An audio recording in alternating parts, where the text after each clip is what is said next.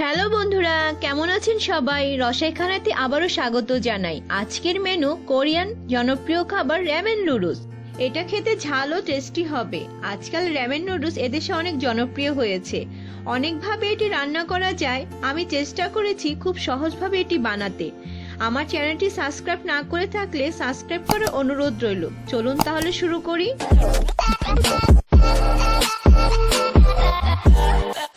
র‍্যামেনের অনেক ধরনের ফ্লেভার পাওয়া যায়। আমি আজ র‍্যামেন নুডলসের চিজ ফ্লেভারটা দিয়ে রান্না করব। দেখুন সাইডে হালাল লেখা আছে। আপনারা কেনার সময় হালাল লেখা দেখে কিনবেন। বাচ্চাদের খুবই পছন্দের খাবার, আবার চিজ ফ্লেভার, তাহলে তো কোনো কথাই নেই। চিকেন বেস্ট বড় সাইজে 2টি পিস 250 গ্রাম হবে নিয়েছি।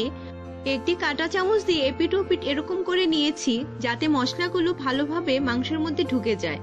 হাফ চামচ লবণ দিব, হাফ চামচ গোলমরিচি গুঁড়া ছড়িয়ে দিব। 1 চামচ লেবুর রস নিয়েছি, দিয়ে দিব। লেবুর রস না থাকলে আপনারা ভিনেগার ইউজ করতে পারেন। অল্প আদা কুচি নিয়েছি, অল্প রসুন কুচি নিয়েছি, দিয়ে দিব। আপনারা চাইলে পেস্ট ইউজ করতে পারেন। হাফ চামচ লাল মরিচের গুঁড়া ছড়িয়ে দিব। হাফ চামচ ধনিয়া গুঁড়া নিয়েছি, দিয়ে দিব। মিক্স করে ম্যারিনেটের জন্য রেখে দিব 10 মিনিট। এদিকে আমি একটি সস তৈরি করব। 2 চামচ চিলি সস নিয়েছি, তার মধ্যে হাফ কাপ নরমাল পানি দিব। 2 চামচ সয়া সস দিয়ে দিব। এখন র‍্যামেনের মধ্যে 2টি প্যাকেট পেয়েছি, একে একে কেটে সসের মধ্যে দিয়ে দিব। একটি চামচ দিয়ে নেড়ে রেখে দেব সাইডে। ফ্রাই প্যানটি গরম হয়ে গেছে, অল্প বাটার আর অল্প অলিভ অয়েল দিয়ে দিব। আপনারা চাইলে যে কোনো একটি দিয়ে রান্নাটা করতে পারেন।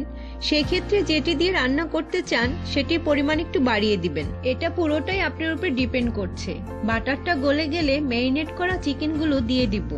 চুলার আঁচটা আমি এখানে মিডিয়ামে রাখবো যাতে সুন্দরভাবে 2 সাইড ভাজা হয়ে যায়। দুপাশ ভালো করে ভাজা হয়ে গেছে, নামিয়ে নিব। সেই প্যানের মধ্যে আমি রান্নাটা করব। 1 চামচ আদা রসুনের কুচি নিয়েছি, দিয়ে দিব। এই পর্যায়ে চুলার আঁচটা আমি লোতে রাখবো যাতে কোনো কিছু পুড়ে না যায়। হালকা নেড়ে নিয়ে হাফ কাপ পরিমাণ পেঁয়াজ কুচি নিয়েছি, দিয়ে দিব। আবার মিক্স করব। তেলটা একটু কম লাগছে। এই পর্যায়ে অল্প অলিভ অয়েল দিয়ে দিব। অল্প নেড়ে নিব। গাজরটা লম্বা চিকন করে কেটে নিয়েছি। এই কাটটাকে জুলিয়ান কাট বলে, দিয়ে দিব। ব্রোকলি মিডিয়াম ভাবে কেটে নিয়েছি, দিয়ে দিব। এগুলোর কোনো পরিমাপ নেই, এটা পুরোটাই নিজের উপর নির্ভর করে। এতে সবজি কম বেশি করতে পারেন, আবার চাইলে পছন্দের কোনো সবজি অ্যাড করতে পারেন। মিশিয়ে নিয়ে হাফ চামচ লবণ দিব। হাফ চামচ রেড চিলি ফ্লেক্স নিয়েছি, দিয়ে দিব। আপনারা চাইলে এটি স্কিপ করতে পারেন। আমি আজ একটু স্পাইসি করব, তাই এটি ইউজ করছি। হাফ চামচ গোলমরিচের গুঁড়া দিয়ে দিব। নেড়ে নিব হালকা করে, সফট হওয়া পর্যন্ত। এই পর্যায়ে বিভিন্ন কালারের ক্যাপসিকাম লম্বা চিকন করে কেটে নিয়েছি। কালারফুল হলে দেখতে সুন্দর লাগে, খেতেও আকর্ষণ লাগে। একটি টমেটো ভিতরের অংশ ফেলে দিয়ে বাইরের অংশ লম্বা করে কেটে নিয়েছি। সব দিয়ে দিব। সফট হয়ে যাওয়া পর্যন্ত নেড়ে চেড়ে নিব। 2 কাপ পরিমাণ চিকেন স্টক তৈরি করে নিয়েছি ঘরে। আপনারা যারা চিকেন স্টক তৈরি করতে প্রবলেম ফেস করছেন কমেন্ট বক্সে জানাবেন। আমি চেষ্টা করব পরবর্তী কোনো ভিডিও এর উপরে বানাতে। দিয়ে দিব।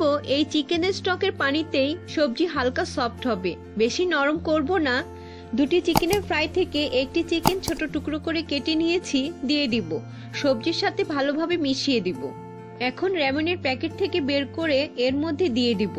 অনেকে আলাদা সেদ্ধ করে নেয়, কিন্তু আমি সরাসরি ইউজ করব। যে সসটা তৈরি করে রেখেছিলাম এই পর্যায়ে ছড়িয়ে দিয়ে দিব। একটি চামচ দিয়ে নুডলস নেড়ে দিব। অপেক্ষা করব 5 মিনিট। 5 মিনিট পর একটি বাটিতে নামিয়ে দেখাচ্ছি। দেখুন কত সুপি হয়েছে। এখন আকর্ষণীয় করে সাজাবো। ফ্রাই করা চিকেনটি স্লাইস করে কেটে নিব। একটি ডিম সেদ্ধ করে নিয়েছি, মাঝের সাইড করে কেটে নিব। ডিমকে একটু সুতা দিয়ে কেটে নিলে সুন্দর করে কাটা হয়। দেখুন কত সুন্দর হয়েছে। এখন আমি আমার ইচ্ছে মতো সাজিয়ে নেব।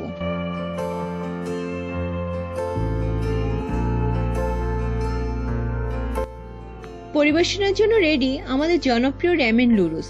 এভাবে বানিয়ে আপনারা পরিবেশন করবেন, খেতে ঝাল ও টেস্টি হবে, মজা পাবেন। ভালো লাগলে একটি লাইক দিবেন, শেয়ার করবেন যাতে আমার রান্না অন্যর কাছে পৌঁছে যায় খুব সহজেই। ভালো থাকবেন, সুস্থ থাকবেন। আবারও দেখা হবে নতুন কোনো রান্না নিয়ে।